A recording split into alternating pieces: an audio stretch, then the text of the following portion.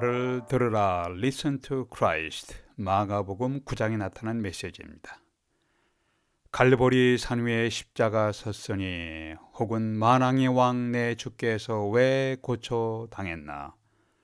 이렇게 예수님의 고난과 죽음의 의미를 묵상하는 찬송들을 우리는 애창하며 사랑합니다. 그런데 유난히 예수님의 고난과 죽음을 생각하기조차 싫어했던 사람들이 있었습니다.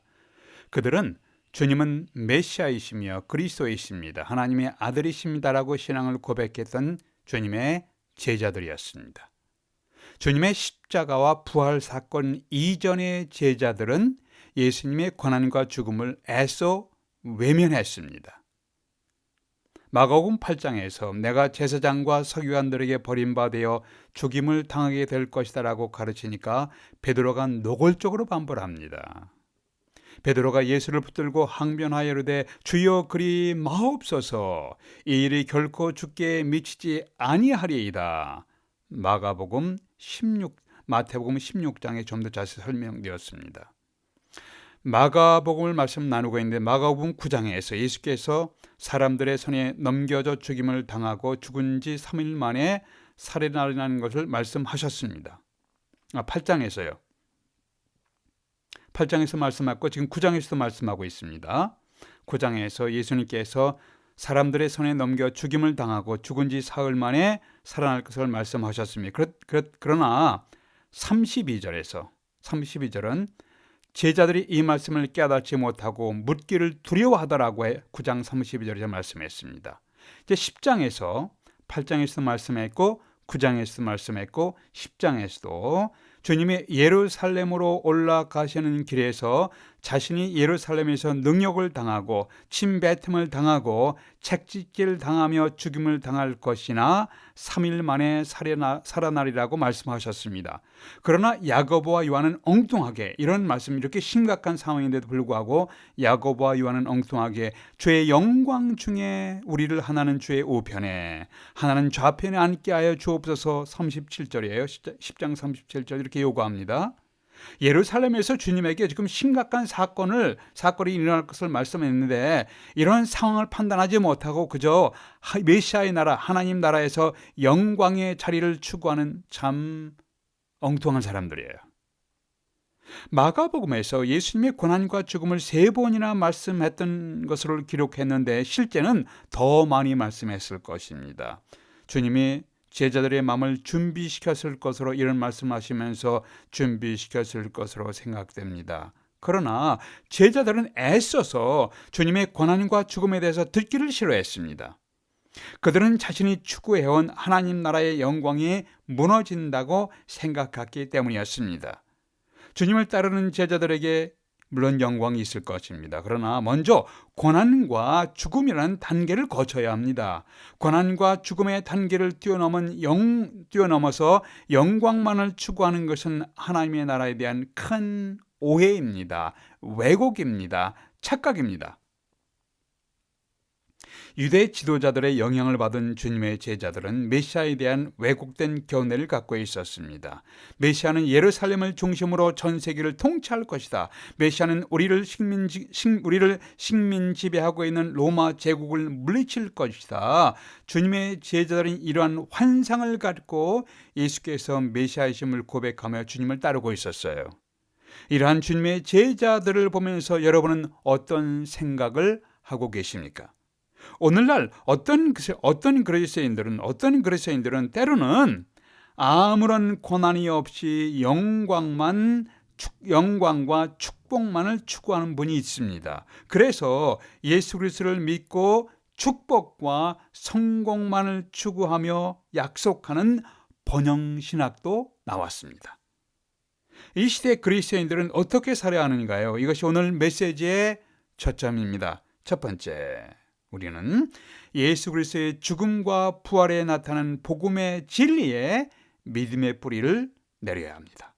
예수 그리스도의 죽음과 부활에 나타난 복음의 진리에 믿음의 뿌리를 내리십시오. 9절에 보니까 그들이 산에서 내려올 때에 예수께서 경고하시되 인자가 죽은 자 가운데서 살아날 때까지는 본 것을 아무에게도 이루지 말라.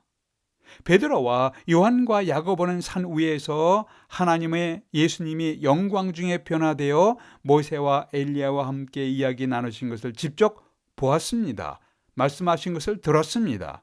이들은 산 위에서 하늘의 하나님께서 예수님을 향해서 이는 내 사랑하는 아들이니 너희는 그의 말을 들으라 라고 하신 것을 직접 귀로 들었습니다. 이것을 자랑하고 싶어 했을 것입니다.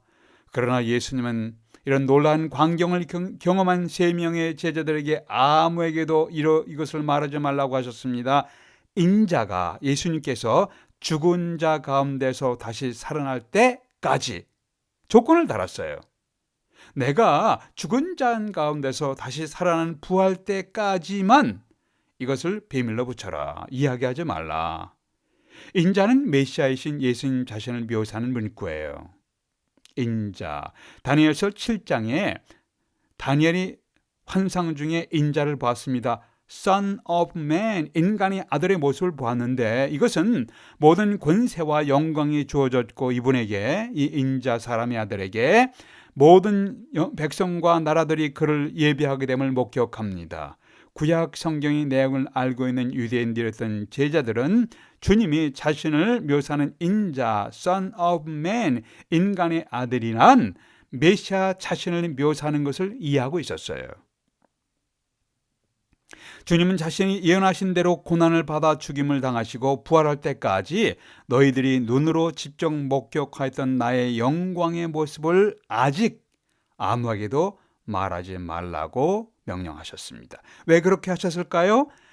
나의 죽음과 부활을 너희 메시지에 필수적으로 포함시켜야 된다라는 의미가 내포되어 있는 거예요. 그리스도의 죽음과 부활로 인한 메시지, 이게 복음의 핵심이에요.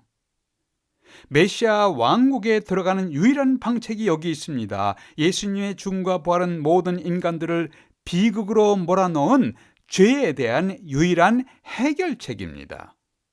수많은 사람들이 심각한 질병에서 주님의 치료를 받아서 회복되었습니다. 그러나 예수님을 단순히 위대한 치료자로 인정하는 것은 온전한 복음이 아닙니다. 예수님은 많은 기적을 베푸셔서 굶주린 자에게 먹을 양식을 공급했습니다. 그러나 예수님을 단순히 위대한 기적을 일으키는 위대한 선지자로 인정하는 것은 온전한 복음이 아닙니다. 유대인 자신들을 식민지 지배하는 로마 제국에서 자신들을 해방할 수 있는 정치적 해방자, 능력자로 받아들이는 것은 온전한 복음이 아닙니다.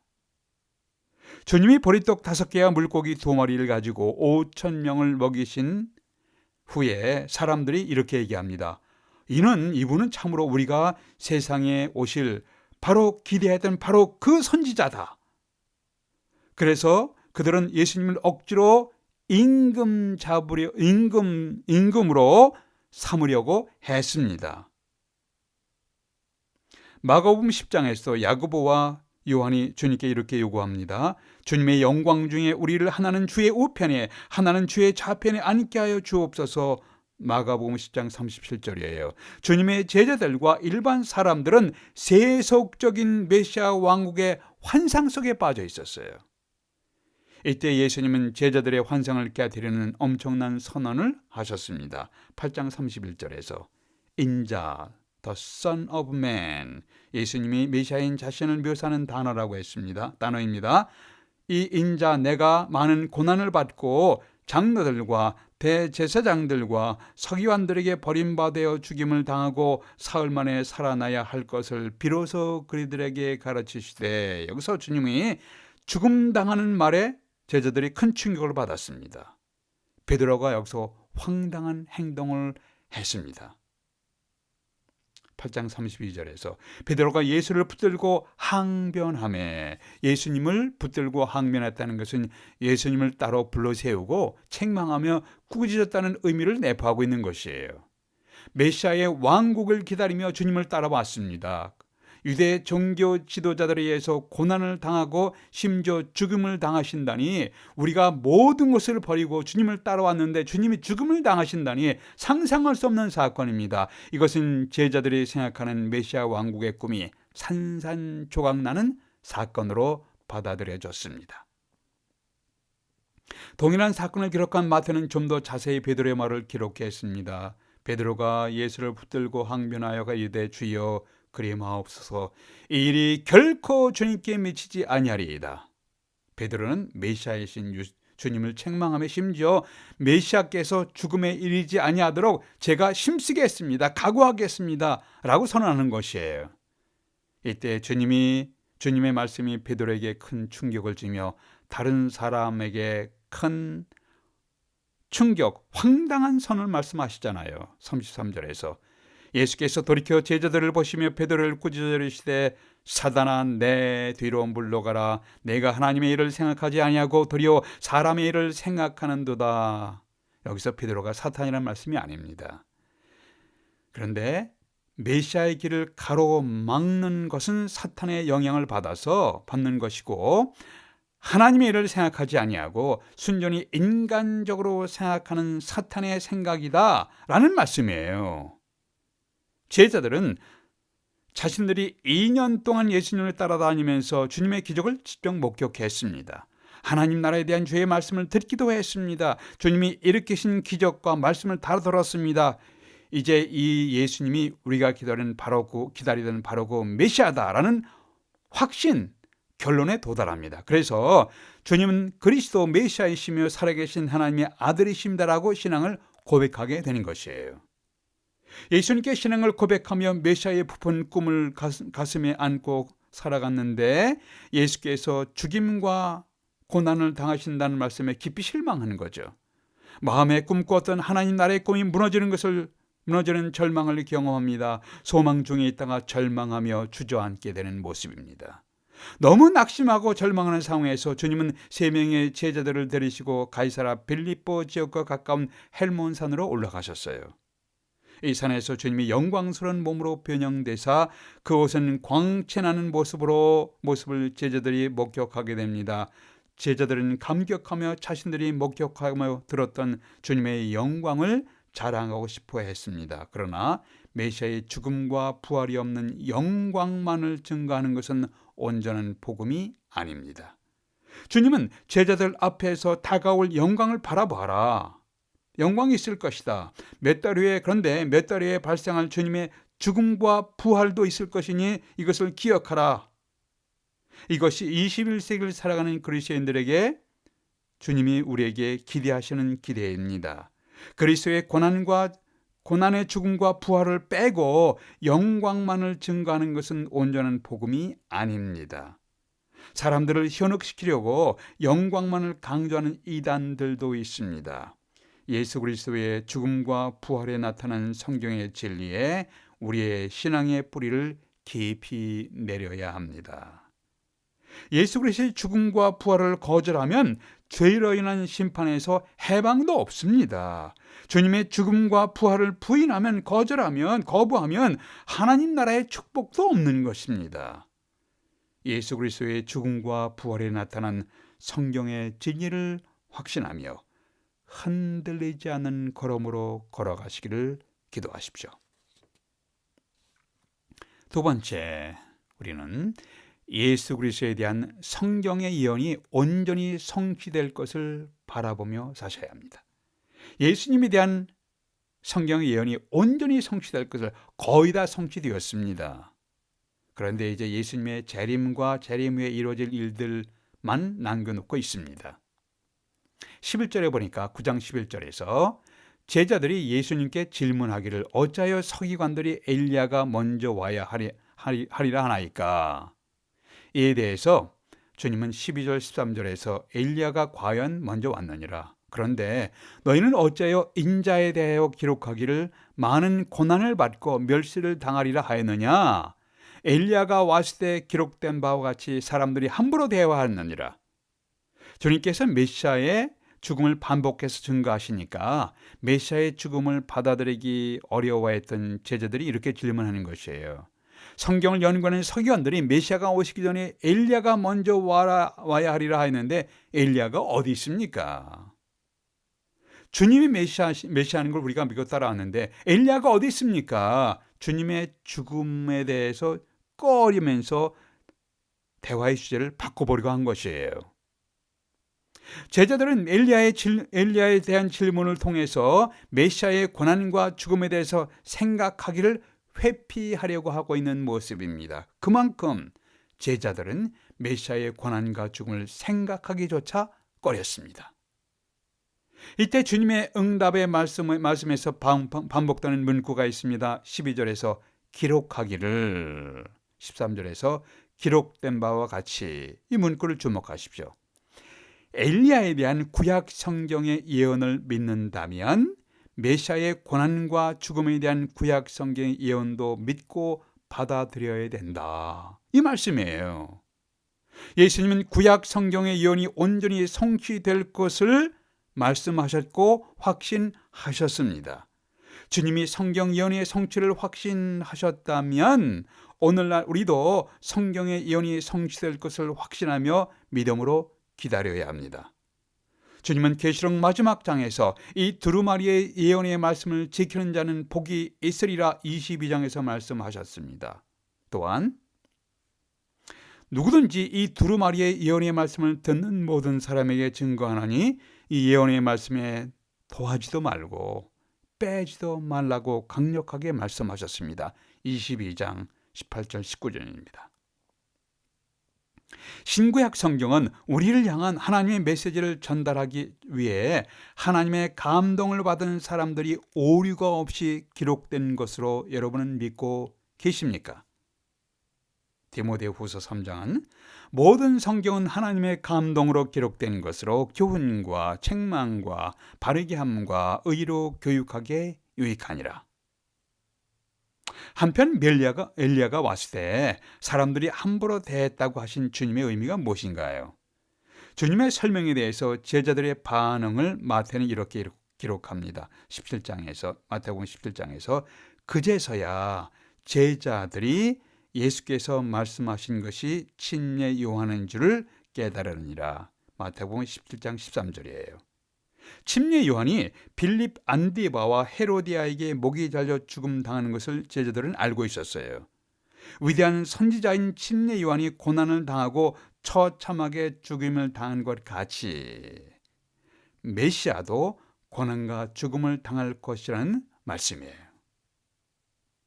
누가복음 1장에서 천사가 나타나서 사가랴와 그의 아내 엘리사벳이 아들을 낳을 것이며 그 이름을 요한이라고 하라고 말씀을 전해 주었습니다. 1장 17절에 보니까 그가 또 그 아기가 엘리야의 심령과 능력으로 주 앞에서 먼저 와서 주를 위해서 세운 백성을 준비하리라. 그 요한이 사가랴와 엘리사벳의 아들이 엘리야의 심령과 능력으로 주 앞에 먼저 와서 주를 위하여 세운 백성을 준비하리라. 1장 17절입니다. 누가복음 1장 17절. 옛날 중동 지방의 전통이 전해지고 있습니다. 왕이나 통치자가 어떤 마을을 방문하기 전에 먼저 메신저가 와서 왕이 오실 것이라 선언하며 모실 준비를 했습니다. 그 후에 왕이 그 방문하게 됩니다.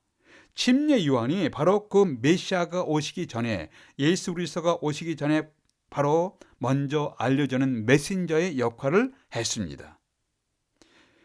회개 침례를 주는 요한에게 사람들이 묻습니다. 너는 누구냐? 라는 질문을 받을 때 침례 요한이 이렇게 대답합니다. 요한복음 1장에서도 마가복음 3장에서도 나는 선지자 이사야의 말과 같이 주의 길을 곧게 하라고 광야에서 외치는 자의 소리로라. 엘리야의 심령과 능력으로 메시아의 길을 예비한 침례 요한에 대한 예언이 성취되었다면 고난과 죽음에 대한 메시아의 예언도, 나 메시아를 향한 예언도 성취될 것이니라 라고 주님이 말씀하시는 거예요. 이사야 53장은 메시아의 고난과 죽음에 대해서 분명하게 상세하게 예언되어 있습니다. 그는 멸시를 받아 사람에게 버린 바 되었으며 그가 찔림은 우리의 허물 때문이요 그가 상함은 우리의 죄악 때문이라. 그는 범죄자 중에 하나로 헤아림을 받았음이니라. 그러나 그가 많은 사람의 죄를 담당하며 범죄자를 위하여 기도하였느니라. 메시아의 고난과 죽음에 대해서 분명한 예언의 말씀이에요. 메시아 왕국의 영광이 있기 전에 메시아의 고난과 죽음이 있음을 예상하며 너무 낙심하거나 절망하지 말라는 제자들을 위한 예수님의 가르침입니다. 내가 너희 죄를 대신하여 죽음으로 죄의 값을 지불해야 너희가 죄의 저주에서 해방될 수가 있느니라. 내가 죽음으로 죄의 심판에서 너희가 용서받을 길이 열리게 되느니라. 그러니 메시아인 나의 고난과 죽음에 대해서 너무 절망하지 말라. 고난과 죽음을 통해서 부활과 영광을 바라보아라. 고난과 죽음을 통과한 후에 나의 부활과 영광을 바라보아라. 주님은 낙심한 제자들에게 이러한 메시지를 주시면서 격려하시는 모습이에요. 요즘 여러분의 삶 가운데 어려움으로 인해서 믿음의 갈등을 경험한 적이 있으십니까? 이 세상은 혼란과 무질서하게 흘러간다고 생각되며 낙심한 적이 있으신가요? 너무 걱정하지 마십시오.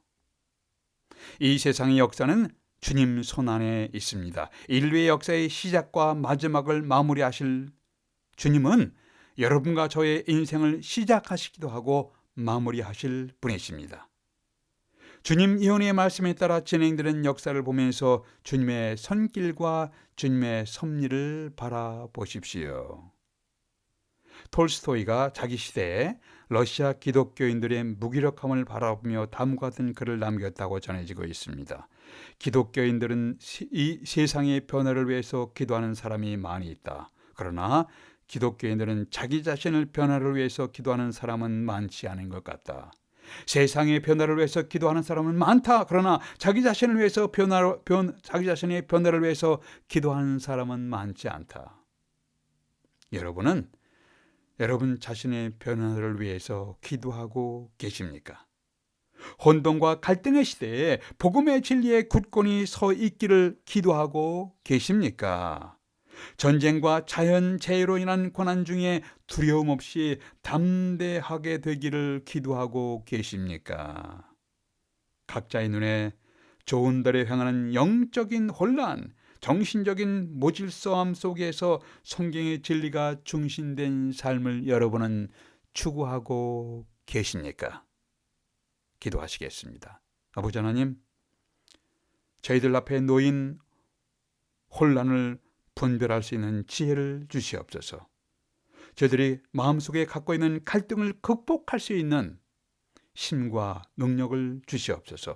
너무 낙심하여 주저앉게 마시고 저희들의 손을 잡아 일으켜 주시옵소서. 우리 주 예수 그리스도의 이름으로 기도하옵나이다. 아멘.